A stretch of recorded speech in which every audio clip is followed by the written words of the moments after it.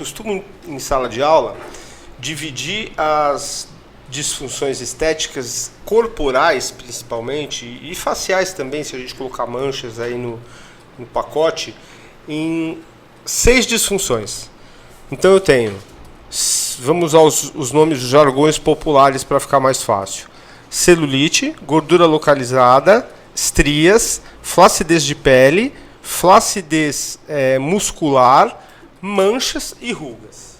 Se a gente pensar, Murilo, nessas 7 indicações estéticas corporais e faciais, dá para dizer que pelo menos em 5 delas a radiofrequência atua. Então por isso que é um equipamento bem interessante você ter ele de início. Nossa, muito interessante. Pessoa que está começando. Porque eu costumo dizer, nossa, boa nota que você fez agora. As pessoas me perguntam, eu presto consultoria para clínicas de estética, e as pessoas me perguntam, mas que equipamento eu compro primeiro? Aí a primeira resposta que eu dou é assim: não dá para você ir morar sozinho e ter o objetivo de escolher entre um micro-ondas, uma cama e um frigobar. Né? Você vai passar perrengue se você for só com a cama. Né? Você vai passar perrengue se você for só com o frigobar, vai dormir dentro dele. Né? Então, assim, geralmente você precisa de uma gama mínima de equipamentos para construir o seu serviço de estética que você vai começar a tocar. Contudo, se eu pensar em um equipamento que atinja o maior número de disfunções estéticas para tratar e para você não perder paciente para o seu concorrente, com certeza é a radiofrequência. Sim. Exatamente por dar 7 disfunções principais, ela trata 5. Né? Ela trata, se a gente pensar em ordem, e aí nós vamos conversar sobre uma por uma.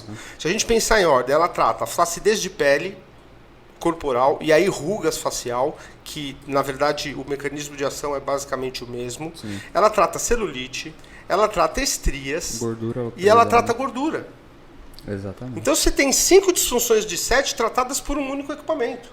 Isso é bem legal para uma pessoa que está começando e ela consegue ter menos investimento na clínica, realmente atendendo em alta performance, eu gosto de falar, né? Ótima colocação. E quando a gente está falando de temperatura, para os amantes que estão escutando a gente, quando a gente está falando de temperatura, você vai falar assim: Murilo, é lógico que temperatura você tem que ter o controle dela. Então, primeiro, né, quando eu estou aquecendo o tecido, você precisa ter o controle dessa temperatura. Você tem que o profissional que tem que dominar a tecnologia, não a tecnologia dominar o profissional. Então, eu tenho que dar recursos para vocês conseguirem controlar essa temperatura. Então, o principal ponto é você não ter uma associação de recurso para você camuflar essa temperatura. Né? Então eu estou falando de um frio, por exemplo, associado. Quando eu estou falando de um recurso desse, você não pode camuflar. É como se eu estivesse dirigindo um carro, né? E eu tenho lá no radar 50 km por hora e o meu velocímetro está metros por segundo. Né? Você acaba perdendo essa referência. Quando você perde a referência na radiofrequência, o processo é queimadura. Se você não sabe se está a 32, se está a 42, se está a 38, se está a 39, os graus na radiofrequência são extremamente importantes para você conseguir controlar temperaturas mais baixas e temperaturas mais altas, né? Isso porque o efeito terapêutico muda. Muda, né? Então, falando de efeito terapêutico, a radiofrequência ela entra em três ramos, né? 3 ramos de atividade. Ela entra na estética, na reabilitação e na parte íntima. E Felipe, eu gostaria que você falasse um pouquinho, né? O que a gente falou, o que aquece. Sim. A gente falou da importância de você não camuflar esse aquecimento. Ótimo. E o que ele traz de benefício, esse aquecimento no tecido, né? Porque eu cheguei lá, mas então, o que eu trago de benefício nele? Primeiro, como que ele age, vamos dizer assim? Eu já meio que atropelei e fiz as colocações na estética, mas você destacou de uma forma muito interessante 2 outras sub-áreas dentro da saúde, onde a radiofrequência atua de uma forma magnânima, que é em reabilitação, uma vez que o calor, desde o Egito Antigo, é a melhor fonte de analgesia que existe. O calor é a melhor fonte analgésica que existe desde as descrições da antiguidade em relação a recursos terapêuticos. Em fisioterapia a gente aprende isso.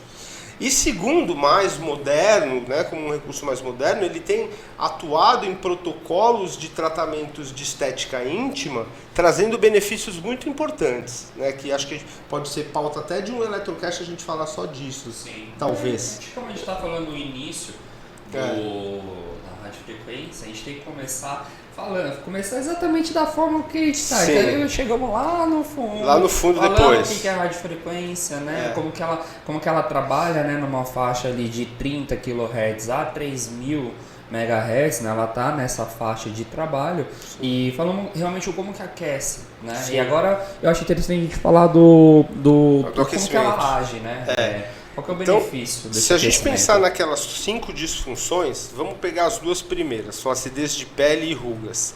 O que eu tenho na flacidez de pele e nas rugas? Eu tenho perda da retração, da sustentação do tecido colagenoso, que ocorre geralmente em função da idade, que ocorre em função da distensão da pele, como na gravidez, ou quando o paciente emagrece muito rápido, ou emagrece numa velocidade superior à velocidade de retração da pele. Então ele vai ter aquela pele alimentação flácida. Ela influencia, né? Influencia porque influencia no colágeno, né? Entendi. Na produção de colágeno.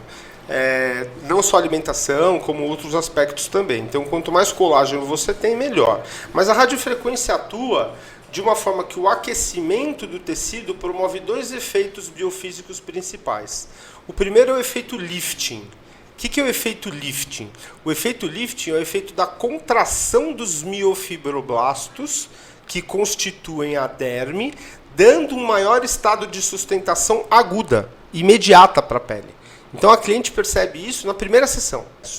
Então ao longo de 15 dias você vai repetindo esse seu protocolo de radiofrequência e ao longo aí de 2 a 3 meses você começa a observar o efeito reafirmante. O que é o efeito reafirmante?